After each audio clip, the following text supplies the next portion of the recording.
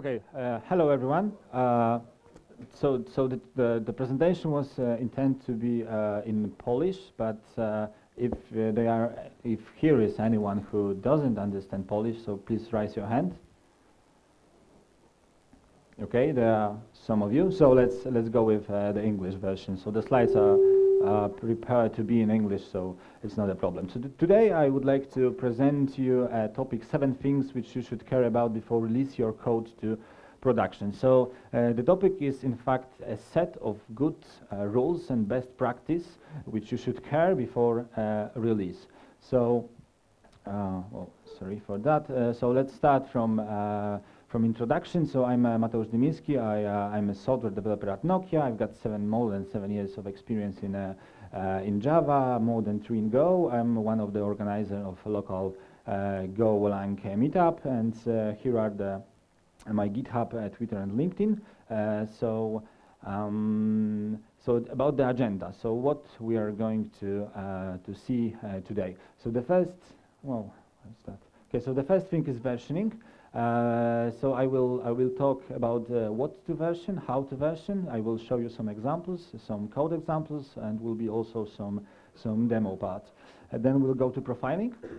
So I will show you maybe not how to profile, but I will show you what to do before go live with your product or application. Then we've got the health checks. I will present why we should implement the health checks, why it's good to have them, and how to make it a bit better than just to return OK. Then we've got the logs. I will talk about logging, how to do that, and what to remember before go live.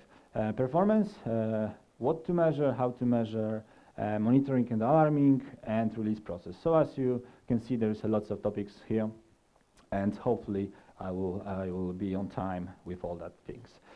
So first of all, I would like to present that all the slides, everything from this presentation is already at my GitHub. So if you would like to see some code examples or a presentation, everything is there. Okay, so for those of you who doesn't understand Polish, the most important thing is just to not spend the weekend at work if we go live and something goes wrong. So at the end there is information that this guy wants, for those who doesn't understand Polish, that he don't want to, that he reads something, and for those so that he reads something and he has to spend a weekend and build a tent inside the office. Okay, so let's start from versioning. So this is what everyone is thinking about the versioning, that this is a Jenkins, we've got some builds, we are just versioning our builds. And this is a wider topic, and I would like to cover all of those things which you should version to make be calm after the release and to be sure that everything is working. So versioning builds, this is a pretty straightforward. So the problem is which version had the bug, so we should somehow put this information in our build, and also make this available for the teams who test that, who use that, and that it will simplify a lot. Then if we use a Git repository, it might be very, very easy, and I will show you the example how to do that. So we would like to also see what is the last commit, so what last commit and what is the change set which is already deployed.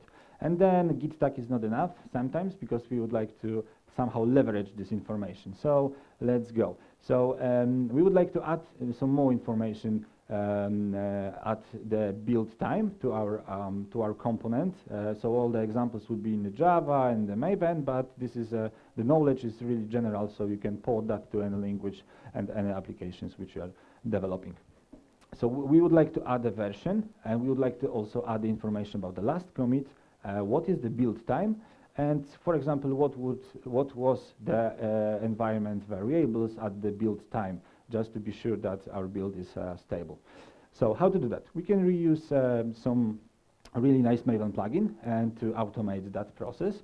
And Konrad Maławski created a really nice thing, and we can really easy integrate that, add to our Maven, and they are also available such tools for other languages. And in that way, we can have a really simple configuration where we would like to, where we are, this is just a plugin which is run at the build time, and it will add some extra information about our build. So let's go to see what's there.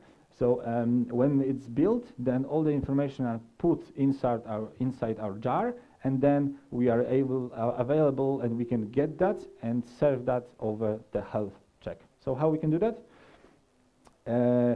Here is the first part is just to a sample way how we can read this properties file from jar and inject that inside the REST controller at the bottom of the page.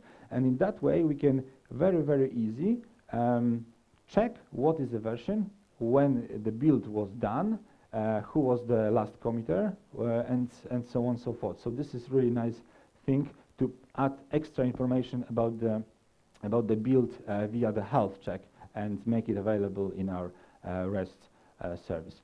So let's go to the demo. So I've got all the services already up and running, so we can go that, and now we can see that we've got a Git repository state, and we've got all the things which are pretty important, and all the things which we might get from the Git and which might simplify our debugging the production code. So here is, for example, the last commit log, who did that, what was the commit message, what was the build version, so on and so forth, when the build was done. So really nice set of really nice things. So let's get back here. So this was regarding the versioning of builds. Let's go to versioning artifacts.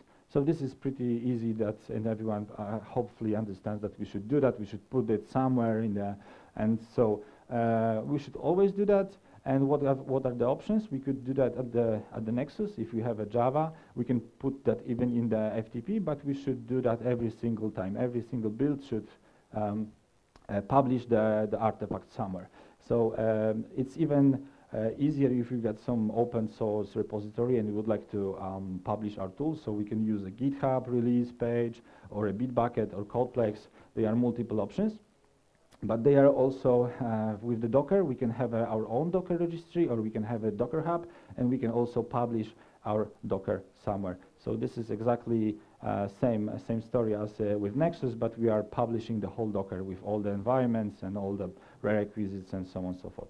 So let's go with the examples. So Maven Think is really easy. So we can deploy file. And this is a whole configuration, so we can add some ID, version, packaging, all that stuff which is important. So it should be pretty, sorry for that. So it should be pretty straightforward. If you have a Docker, we can reuse a plugin from the Docker, from Spotify. So Spotify published a really nice Maven plugin, which might simplify also the publishing of our Docker. So Maven can do that for us. So we can configure only this plugin, and then everything is pushed to the Docker registry. We can configure it here a private Docker registry or a public one, wherever. Okay, so to do that, we can just Maven clean package and Docker build and push image, and he will do that for us. So that's a really nice to version artifacts.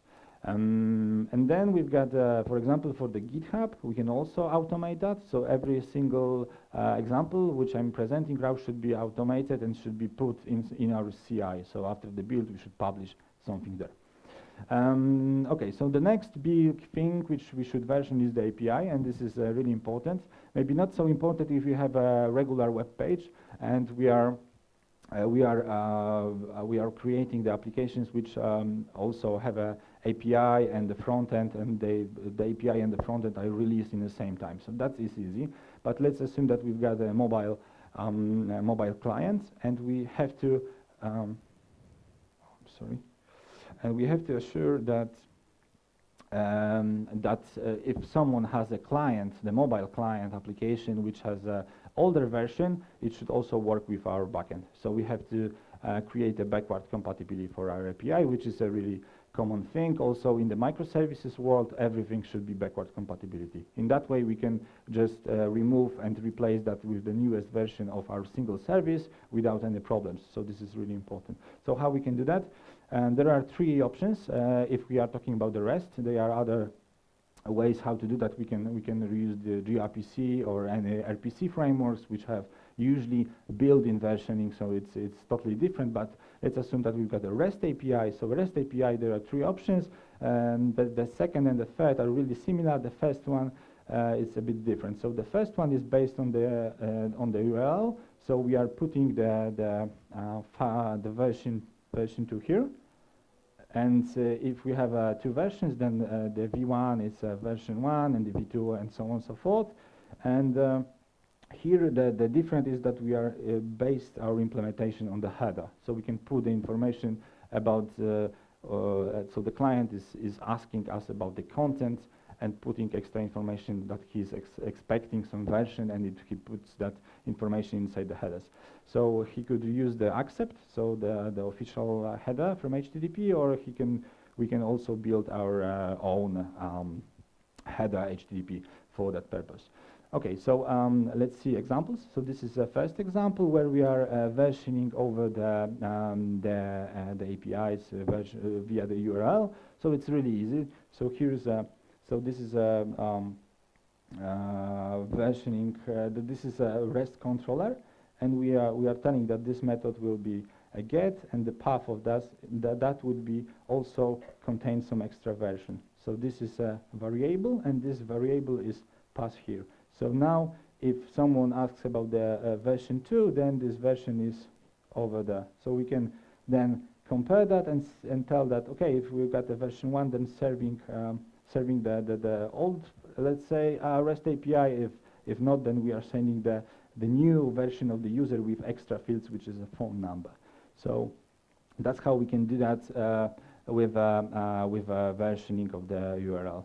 And okay, so let's go with the demo. We've got a version 1 and version 2. Version 1 is just first name, last name, as you can expect. Version 2 has a first name, last name, and the phone number. So everything and the versioning is based on that. It's really important to do that before the release, and even test that with some client, the mobile client. Just we are sure to, and we are able to versioning the APIs. Otherwise, if we'll need to have some hotfix, then we need to reinvent, then we have to invent the way how we would like to achieve the backward compatibility.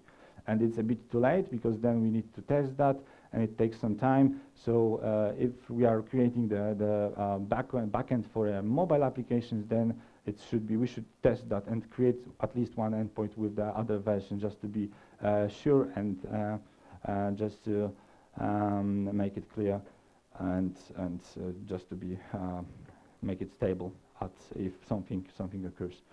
Okay, so now we've got the another way. This is really similar, but now we've got the header based. So we can have we can use the produce annotation that we are, if someone will have a version 1 in a header or a version 2, then we are just entering the other method. So it's pretty straightforward. So in that way, we can tell the client that, okay, this is a version 1 of our API, this is a version 2. It's pretty easy. So okay, we can demo that. So we can go here and go with curl. Okay, go. Yeah, this one. Okay, so we've got a first name and last name. So this is a default one without any version, without any header. In that way, the default implementation just returns the version 1. So if we would like to add something nicer, we can have, for example, maybe let's do that. Okay, now we are passing the extra header with curl that we are expecting the version 2, and we see that the phone number is over there. So in that way, we can also version that. Pretty straightforward, but it's also really important to remember about the versioning. This or the other way, so there are pros and cons of both solutions. Okay, so another important thing which we should version is also static content. So if you're serving the CSS, JavaScript files, we should be sure that if we release new version, then we should have extra. We should be sure that it's not going to be cached. So if we'll have every single time we'll serve the same file, it's available that the end user will get the same CSS or JavaScript file. So we've got the three options for that. So the first one is based on the URL with another directory where we put our JavaScript or a CSS. The second one is based on the extra args, and then the last one is based on the different name of the static content. So the recommended way is the third one, the last one, because it's going to be cached. But if we release new version, then it might be cached, but after our release. Otherwise, some browsers are not caching anything which have args in a URL. In that way, every single time we'll have download the JavaScript or a CSS file. So it's preferred to use the last one. Okay, so now versioning the DB schema, same thing. If we'll notice some problems and we need to make hotfix, we need to change anything in the database, we should be sure that it's going to survive and we can automate that migration. So versioning it means that we need to document every single change on our database somewhere and then apply those changes one by one with some tools. So those tools allow us to recreate the database from scratch. So if we need something, we can just call all those scripts and they're going to be run one by one, and then we've got a database in some version. And then we can also have a clear version of our database at the time. So if we know that at the production we've got a database version 3, then we are sure that it's going to be so what's exactly our version in that way, because we can just go to database and check that version. So it's also important that we can, in deterministic way, know what is the current version, and we should be sure that we can run that, apply those changes, and everything will be okay. So then what are the tools available? So there is a Flyway, there is a Liquibase, there's a Migrate tool, and the custom solutions. Sometimes people are developing their own things based on the XMLs or the SQL files. So simple example is, let's go with the Liquibase example. So we can have a SQL file, and then we have a changelog, and then we have one by one we need to write who is the creator of this change set, what is the database schema, and some comment, and then we are just creating the table. And then we've got a way to rollback also, because there is a comment with the rollback. So what happened if something goes wrong? Then we can just call a rollback, and he's going to run the rollback. Then we can just not only apply the next changes, but we can also revert our database to the previous state. And also at the bottom, we've got information that there's a change set number 2, and then we've added some new field, and also the rollback that we can remove this field. And those files might be written in the XML, YAML, JSON. So those tools have support for all of them.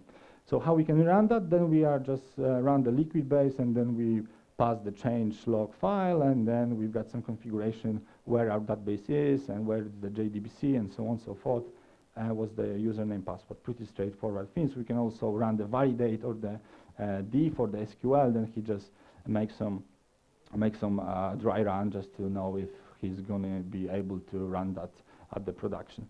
Okay, so now profiling. So those were things about the versioning. So what we should version just to be sure that when something bad occurs on our system, then we will be able to make fixes or bug fixes really fast. So now let's go to the profiling.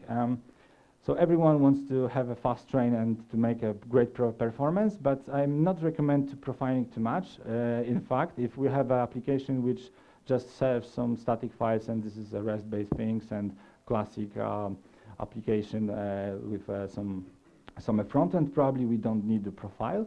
But I would like to highly recommend to just make it like run this profiling and the whole process of profiling once before we go live.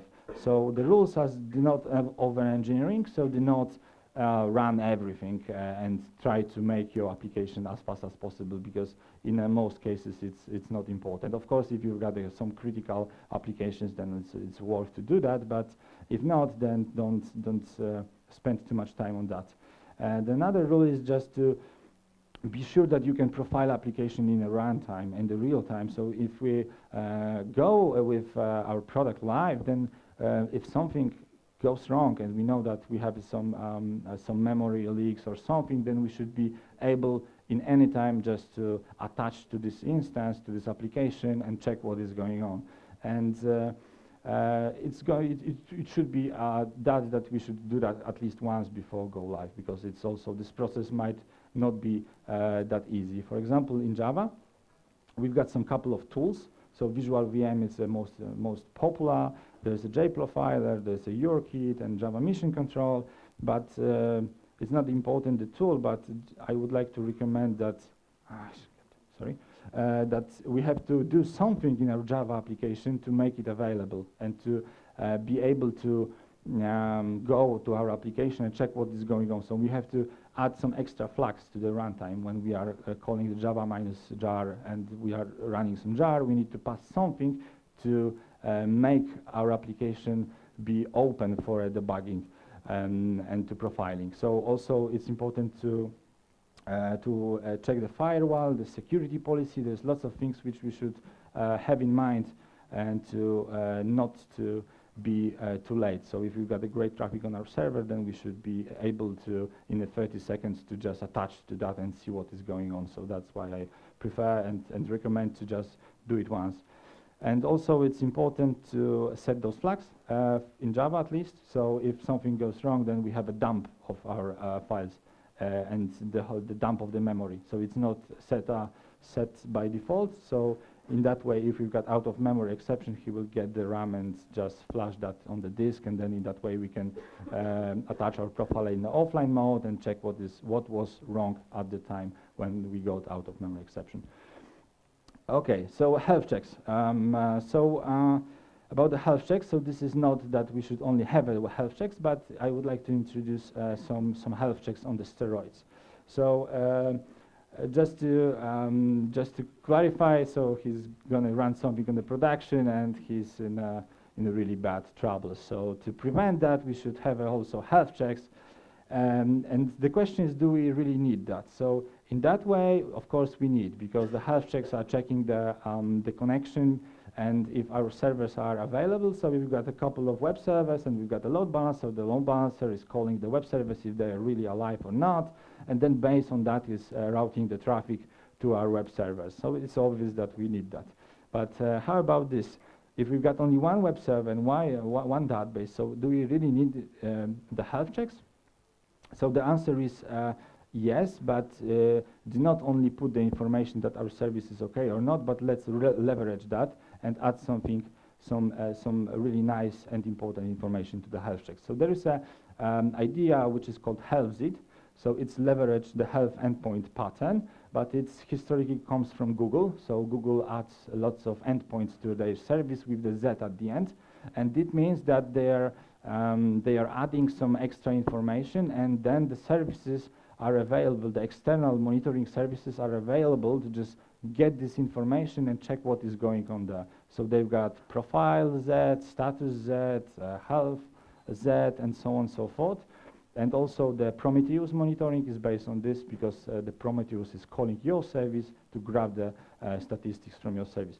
So what we could put there, so we could put there the deployment version, which is obvious, the uptime, which is really important, because if we've got some demo, which is just restarting our application, if we get out of memory exception, that it's really important to know if our application wasn't restarted in the meantime, because sometimes we've got the problems with the memory and it's restarted, and we can even don't notice that something went wrong.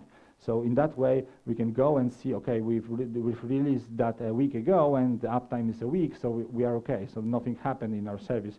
But if we've got uptime one day, then it means that something went wrong and our service was restarted. The host name, so it's important we've got some distributed distributed environment, and we even don't know because it's scheduled somewhere because our scheduler is scheduling our services. Then we've got the Git statistics, so this is what I've shown in the versioning builds, and there is a health of external services. So sometimes it's important to add extra information about the health of some services like a database.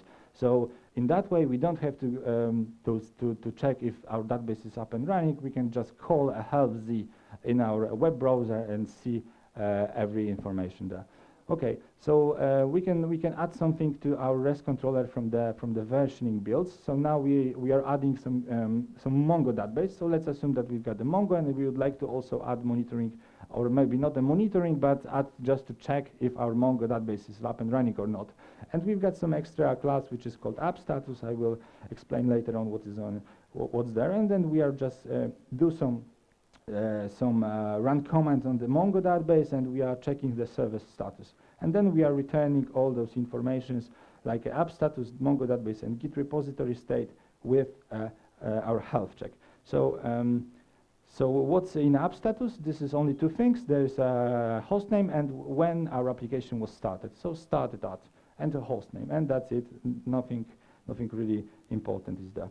And here we've got the way how we are injecting that from some injection framework, whatever. So we are just getting the host name, and then we are starting. So we are passing the time when we run our application, and in that way we can see some really important and nice things there. So here is an example of this help-z. So we can have an app status, so we know that it's working on my computer. The uptime is 17 hours, so I've started my application 17 hours ago, and I see that is for all that time is up and running, so it's as expected when it was started. So this is like standard information. So this is what I've already shown you when we are versioning the builds, and here is a Mongo status. So Mongo status has lots of things like what is the version of the Mongo, for example, how many connections are right now open to our MongoDB, and so on and so forth. So if we would like to have some really fast information if our service is up and running and what might go wrong there, so we can leverage this help-z. So this is really nice. This is what Google is doing. This is what Kubernetes is doing, and I highly recommend you to do that. Okay, so let's go to the logs. Logs, this is a wide and very wide topic, how to do that, and so on and so forth. But let's go from some best practices, what we should do and what we can do before the release and what we should remember. Okay, so best practices are to use structured logger. So if we are producing the JSON, it's better than the plain text, because otherwise we need to probably log stars or something to get the string, reparse that, and put in some log aggregators. So every single time, use the structured logger. A log context of invocation. So if you've got a microservice, it's also important to pass some extra information. When we have like a chain of services, then when the first request comes to our system, then we can add some request ID or some extra metadata to this request, and when we can pass this information to other services. So it's really nice to put some context of invocation. And also, if we have multiple queries in the same time to our application, then we can match them and we can query them, for example, in a grep event, but of course log aggregators like ELK is recommended. So use log aggregators, as I mentioned, and then do not use error level too often, because basic on the when you read the SRE book from the Google, which they're telling how they're doing the monitoring stuff and so on and so forth. So if someone is locked on the error level, it means that it's really a critical thing. So do not use the error too much, because it means that if someone locks something on the error level, it means that you have to go there and do something at least, or call someone, or make some other really important things. So do not use that too much. Okay, so let's go with some example how we can start and how we can do the context things, and how we can add the context to our invocation, how we can match the request inside our application. So let's assume that we've got a simple calculator. So it's really simple. We've got a REST-based calculator. We've got the method add. it gets value 1 and value 2, and logs what were the values, and then adds that and return the response. Really simple thing. Okay, so now if we'll test that, so if we run this curl, we got the result of 3 plus 7 is 10. And in logs, we can see such information. So we can see that we got some requests, some request comes to our server, then we've got the value 1, value 2, a result, and then we've got the response. But now let's assume that we've got a really huge traffic on our system. So now we can generate this traffic with a tool called Hey, which is like tool which is generating tons of requests to our service, like a REST service or anything, which is HTTP based. And then if we'll do that, minus C means that it's 10 parallel connections, minus N means that it's going to do the 100 requests. And the output is here is as we expect, but now we have no idea how to combine those logs. So we know that we got value 3, we got value 1, which is 3 again, in the line 6, 7. I'm not sure if it's, no, you can see probably that. So now we don't have idea which of those logs are connected with them. So we have to do some extra thing. We have to do and add some context to our logs just to match them. And then it's much simpler for, let's say, the log aggregator, but also for the grep things, that we can have some ID of the request, and then we can combine all the logs from our application which are connected because of this. So how we can do that? At the entering of our system, we can add something which is based on the thread context. So our loggers use that, so we can put something in the thread context, like request ID or the IP of the request, and then we can attach this information to every single line in our logs. So this is really a recommended thing which might help debugging your systems. So in that way, we know that when the request comes to our server, then we are putting those request ID, which is some UUID, and then we are getting the IP of this address, and then we are attaching that to every single log which is connected with this request. And then at the end, we are just removing that just to clean up all the things. So how it's going to do? So now we have some extra log information. So now it's also the mess at the end of the line. So we don't know which result, how they are connected. But now we have also the information about the ID. So now we can see what exactly are the IDs of the request, and we can grab over this ID, or we can use the log aggregator, and then we can just search for some ID, and then we know what is going on, and we can get all the logs from this from the history of this one single request which comes to our server. Okay, so the front-end part. So usually if you are talking about the logs, you are thinking that we need to log something on the backend, but the truth is that also backend might work, but front-end not, because we've got some problems in the JavaScript and so on and so forth. So also the good practice is, even if you've got a front-end,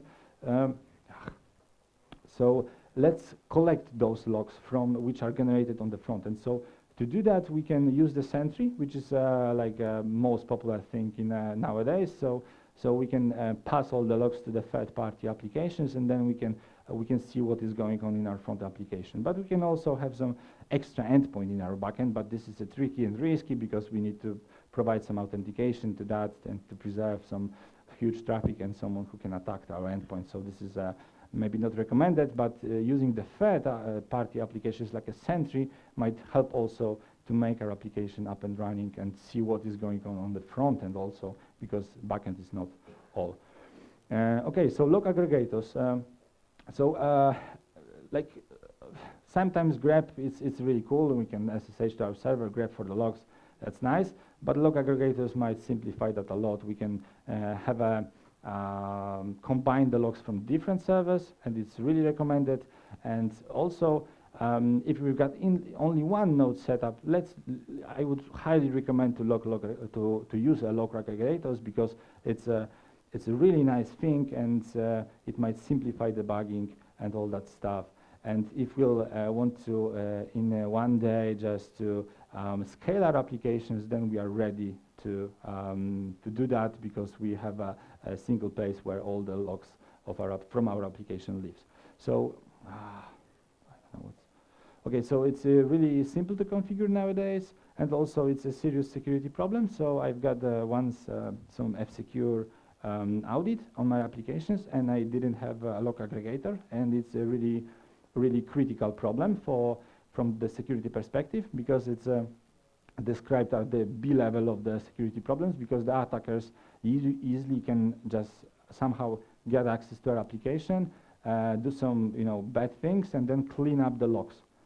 And because of that, we should have one single place where all the logs are sent, and in that way, in ELK or other tools, we can have those logs, and we can go there, check what's going on, and like attackers can have access to our nodes, but they can't have access to the, for example, Prometheus or Elasticsearch nodes. So in that way, we can also be more secure.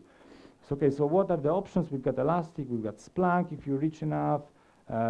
We can have a Logly, which is also for free, and the Greylog. So those are the most popular ones, and it's really easy to run that in the Docker nowadays, because you don't have to run all those steps. You can use the Docker Compose and run that on some machines, some of the spare ones next to your application servers, and then send all the logs there. So how to? It's really simple, as I mentioned. So this is a log4j configuration. So in that way, we can just add information where he should send the logs, what is the port, and so some configuration stuff, what's our application, and what will be the delay, and so on and so forth. So, but this is not recommended, because this is for all the log4j. There is no such options in the log4j2. So we can have better things like a fluentd. Fluentd is an agent which is run on your on the machine, and is listening on some directories, and if anything appears and any logs appears in some files, then he sends them somewhere. It might be Elasticsearch, it might be Logly, or so on and so forth. So this is a really simple configurations where to send them, and which paths he should listening. And then we've got also the file bits. So this is something new which is introduced by the Elasticsearch. So this is something which is really similar to a fluentd, which is an agent run on the node, and he's also listening for some directories. And if he notices that something is there, then he sends the like this. The new log appears, then he sends that somewhere. Okay, so now let's go to the performance. So this is another huge thing, and I'm not going to tell you that you should run the performance test and very detailed and so on and so forth, but I would like to recommend you to do some things before the first release. So I would want to recommend you to run the performance test at least once and store the results somewhere. And it's really easy. You don't have to use the JMeter and all that complicated configuration, because they are simple tools for that if you are creating the HTTP-based services. But I will show the examples later on, and I would also highly recommend to run the stability test. So run some performance tests which are generating some traffic for some longer period, like 24 hours, like 2 days, and so on and so forth. So in that way, you can also monitor your application, see what's going on there, and see the metrics, the CPU usage, and so on. So it's really important to run that at least once. And don't forget to run them on the environment, which is pretty similar to the production. And it isn't as much of time consuming as you may think, because we've got some couple of options. We've got the Gatling, which was presented today in the morning. There is a JMeter, which is pretty old, and there are some things, some tools like a Vegeta or a Boom or a Hey. So let's use a Hey. So this is something which I've used to generate some heavy traffic on my against my servers which are run on my computer right now. So this is a really simple tool which right now it will run on the 10 parallel connections, and then he makes the 10,000 requests. So if we'll do that, we can see that this is and that's the output. And we can also pass some extra information about the how to log to our applications, some headers with tokens, and so on and so forth. So really easy. It will tell you what is the histogram of your responses, what's the latency distribution, also tell you what are the times spent on the DNS resolving and so on and so forth, really nice things, and also what are the status code if everything was success or not. So really simple tool, and you can test performance of your applications. So do that at least once before release. Okay, so now monitoring and alarming, really wide, really complex topic, but let's start. So if you think that some people in the like Google or any other systems are really looking at the monitors, you're wrong. So they are not, because everything is automated. So it's not that someone is looking at some chart, and if he goes above, then he calls to someone, and he goes somewhere and repairs that. So it's not like that. So monitoring should never require a human to interpret any part of the alerting domain. So everything should be automated. And what's really important is that there are 3 valid kinds of monitoring outputs. So if you got monitoring and if you run something, then usually you've got the 3 outputs of your monitoring. You can have an alert, then the human needs to action immediately. You can have a ticket, which means that someone can repair something later on, but it's not that critical, and then you can logging. So you can log that, okay, something was maybe not very well, but you can just log that for the future the bug needs or something. So those are the 3 things, and everything should be automated. Okay, so so also important thing is eliminating toil. So this is a way, so how it should be done. So if you anytime you need to SSH to your machine, something is wrong, so you shouldn't, because monitoring and alarming should be automated. Okay, so we should also automate our backups, also automate log rotating, so everything should be configured before releasing to do not touch our servers. Everything should be automated. And if the best practice is what to measure, so measure everything. It's better to measure more than the less, and also set alerts based on the metrics. So we've got some nice fancy metrics like a CPU usage, like a disk space utilization, so on, so forth. So base the alerts based on the most important metrics. And analytics can also use your metrics. So if you have, for example, someone registering to your application, then also make a metric for that, because the people from business can also use your metrics just to know what is going on, how many users you have, how many I don't know, unique session in a month you have, and so on and so forth. So all those things are available with your monitoring tools. Okay, so key things to measure. So in the Java, so GC metrics, HTTP code rates, so how many of your response codes were failed or not. So measure the ratio between the 500s or 400s and the 200s. HTTP response time percentiles. So what was the worst case scenario for 1% of users? This metric is most important for the Google people. So if you have any metric, if you would like to measure something on your HTTP server, so measure the HTTP response type percentiles, HTTP code rates, those 2 things. Error logs, so if something is going on under the hood and you have an error, measure that. Uptime as well, business metrics, so that's what I've mentioned. And IPC, instructions per cycles. This is something extra, but it's the CPU utilization is wrong. I mean, this is the whole article based on the really smart guy from the Netflix, that if you are calculating the CPU utilization, it's not that perfect. It's better to see what is IPC, so instructions per cycles. It means it better describes how the CPU is really busy than the CPU utilization.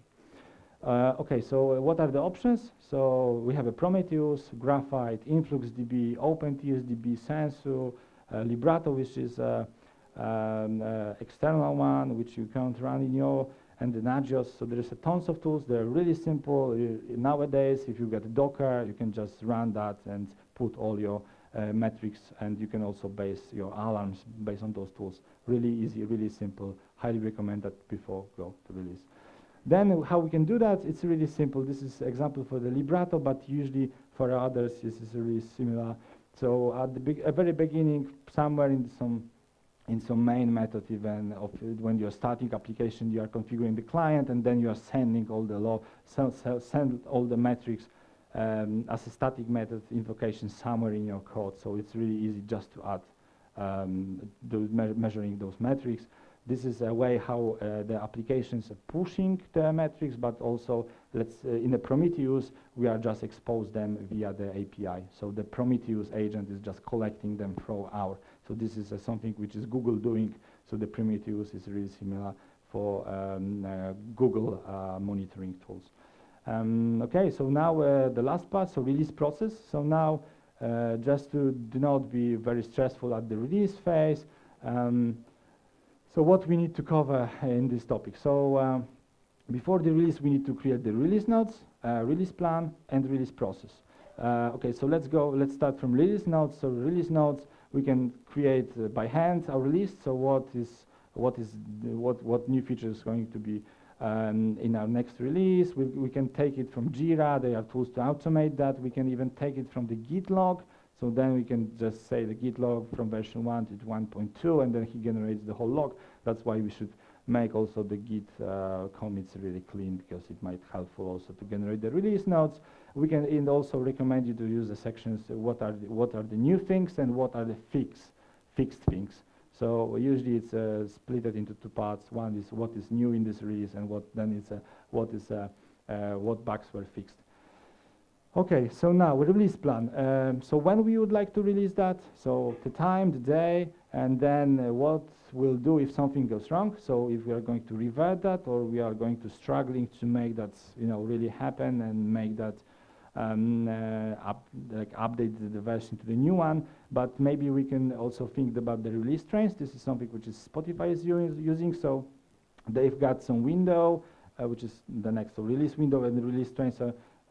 Maybe there are different things. The release trains is a date in a week when they are collecting all the features which are going to be deployed. So if your feature is not in the main Git repository at that time, then you are not released. Then you have to take another train, which is a week or two in the future. And then the release window, this is sometimes we can afford that we've got an hour just we can shut down our application, and then we have an hour to do some fixes or release the new things. This is something which banks really often do somewhere in the weekend, in the 3 a.m. They've got some release window, and the service is unavailable. And the continuous release, if you are smart enough and you've got a really good CI, then you can also have a continuous release, and you can, without any downtime, deploy your applications to the newest version. And there is also highly recommend to automate everything. So let's use Ansible, Puppet, Chef, Salt. All those tools are available. So please do that. Do not release your applications by hand because you can make some mistakes. And you can also do that with the Kubernetes and the Swarm, and then you've got deployment files, and it's really automated by default. So highly recommend to use those tools. Sometimes Bash is good enough, and just to make a script which just bumps your release. And use also the process demos. If you have no Dockers or Kubernetes or anything, then just use something which is called a supervisor or systemd or anything, and just make sure that if something goes wrong, like get your out-of-memory exception, then your server will be restarted automatically. And some extra features which you can rethink at the release phase. So it's a graceful shutdown. This is a way to shut down your server without losing any HTTP requests. It's supported in most of the HTTP servers, where you can just shut down them. Then he's waiting for 10 seconds to drain all the open requests, and then after that he's going to kill applications. And in that way, you can have some no downtime at all releases. And also the canary deployment. So if you can able to deploy your new version only on the 5% of your nodes, good. Then you can measure, monitor things, see if everything is up and running, and then you can just you can be sure that everything is okay, and then you release that to other nodes. And rollout deployments, this is something which comes from the Kubernetes. So in that way, you can one by one just shut down the one node and restart the applications. If you got a load balancer in front of your HTTP servers, then you can make the releases really no downtime for the end users. And hopefully it's not that we should go to the front end, because there is no such pain in the ass. So So thank you very much. That's all what I have for you today.